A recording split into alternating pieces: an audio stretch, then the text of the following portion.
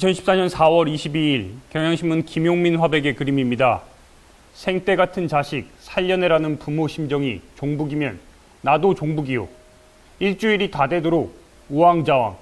정부가 한 게 뭐냐 따지는 게 빨갱이면 나는 새빨간 빨갱이요. 참사 일주일 당시에 그려진 그림입니다.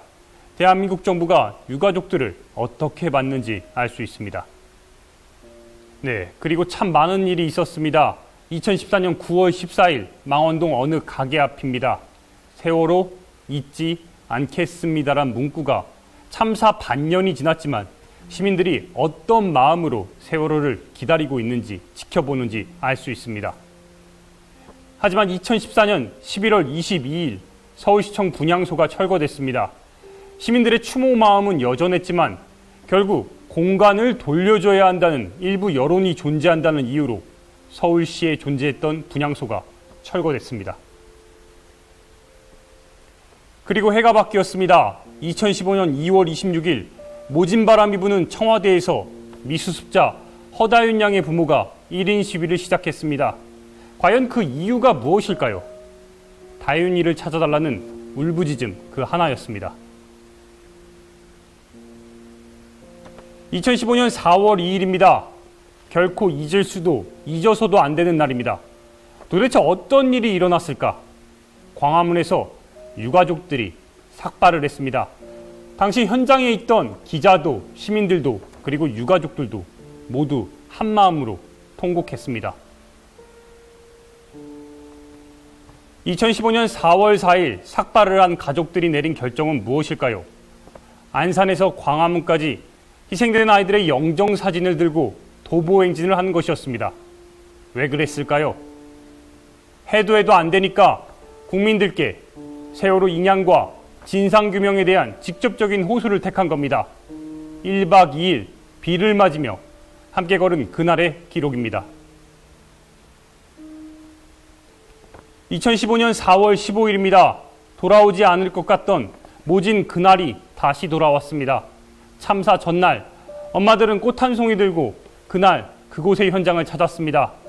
돌아오지 못하는 아이들의 이름만 부르면서 다들 하염없이 울기만 했습니다. 그리고 2015년 4월 16일 세월호 참사 1주기에 굳이 중남미 순방을 계획했던 박근혜 대통령이 갑자기 팽목항을 찾았습니다. 하지만 팽목항엔 세월호 유가족들이 아무도 없었습니다.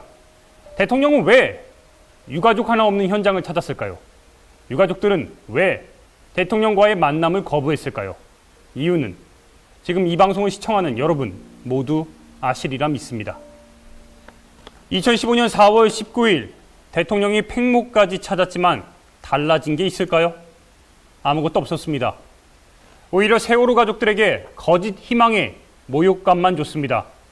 가족들은 광화문에서 72시간 연좌농성을 이어갔습니다.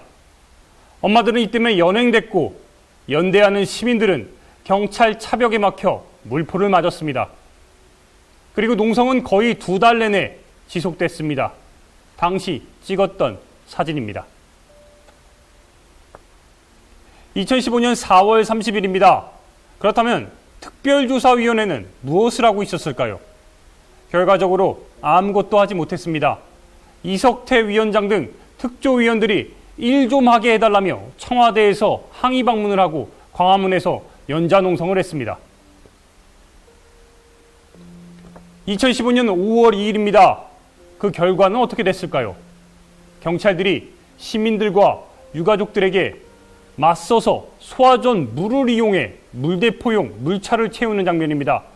특조위의 농성이 이어지고 가족들의 집회가 계속되던 작년 5월 2일 자정 무렵의 안국동 풍경입니다.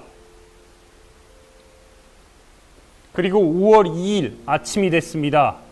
안국동에서 밤을 지샌 유가족들은 청와대로 향하던 중에 결국 자신들의 목에 목줄을 감았습니다. 가족들이 어쩌다 목줄까지 감아야 될 상황이 됐을까요? 하지만 아무리 애써도 아이들이 떠난 자리는 그대로였습니다. 작년 어버이날 세월호 단원고 희생자 정예진 양의 방입니다. 5월 18일입니다. 아파본 사람이 아픈 사람의 마음을 아는 걸까요? 작년 5.18입니다. 광주의 어머니가 세월호 부모를 안아주었습니다. 그러면서 잘 버티라고 함께 이겨내자고 말했습니다. 다음 사진입니다. 2015년 5월 20일경입니다.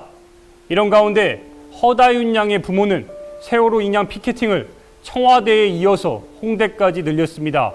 오전엔 청와대, 오후엔 홍대. 이렇게라도 해야만 다윤이가 빨리 올라오지 않을까라는 마음에 아픈 몸을 이끌고 거리에 선 겁니다. 작년 5월입니다. 그리고 6월 12일이 됐습니다. 승현 아빠 이호진 씨가 100일 동안 팽목에서부터 광화문까지 삼보일배를 하면서 올라왔습니다.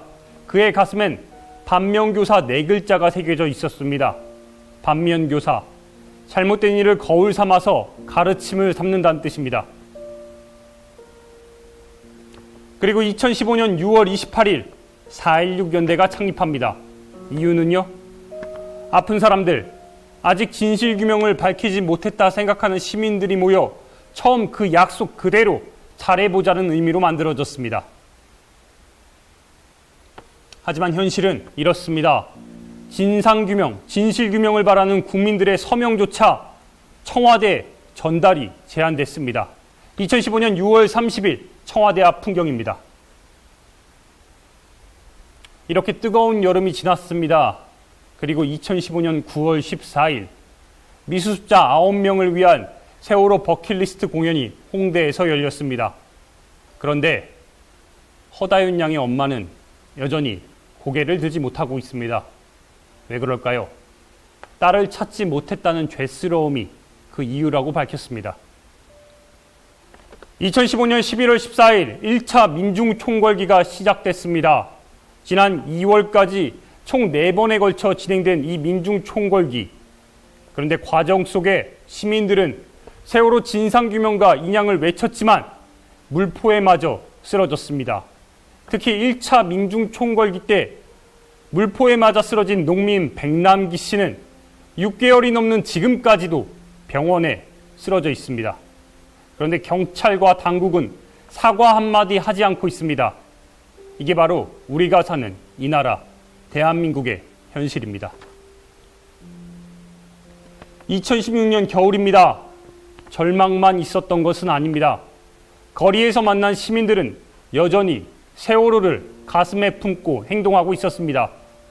딸과 함께 나온 시민 김재진 씨도 있었고 부산 서면에서 세월호 인양을 위해 진상규명을 위해 700일 넘게 애쓰는 우리 국민TV 조합원들도 있었습니다. 많은 시민들이 지금도 잊지 않고 전국에서 행동하고 있습니다. 그리고 지난 4월 16일 세월호 참사 2주기입니다. 폭우가 쏟아졌습니다. 그럼에도 불구하고 수많은 시민들이 광화문에 모여 외쳤습니다. 세월호를 인양하라. 진상을 규명하라. 이날 부천에서 올라온 고등학교 3학년 학생은 자세 한번 흐트러짐 없이 끝까지 세월호 참사 2주기 현장을 지켰습니다. 끝으로 지난 5월 5일부터 14일까지의 기록입니다. 단원고 기억교실 협약식과 아이들 재적 논란이 이어졌습니다. 세월호 참사 희생자 가족들은 다시 거리에서 밤샘 농성을 시작했습니다. 단원고 기억교실을 비워주는 협약식이 지난 9일에 있었습니다.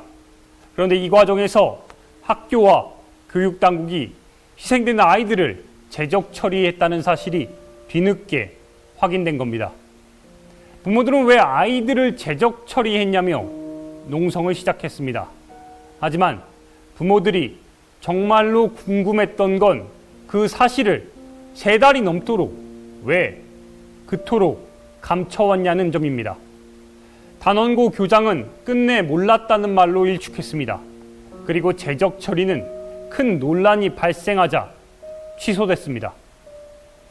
오늘 녹화 기준 5월 17일 기준으로 현재까지 세월호 참사 763일의 기록입니다.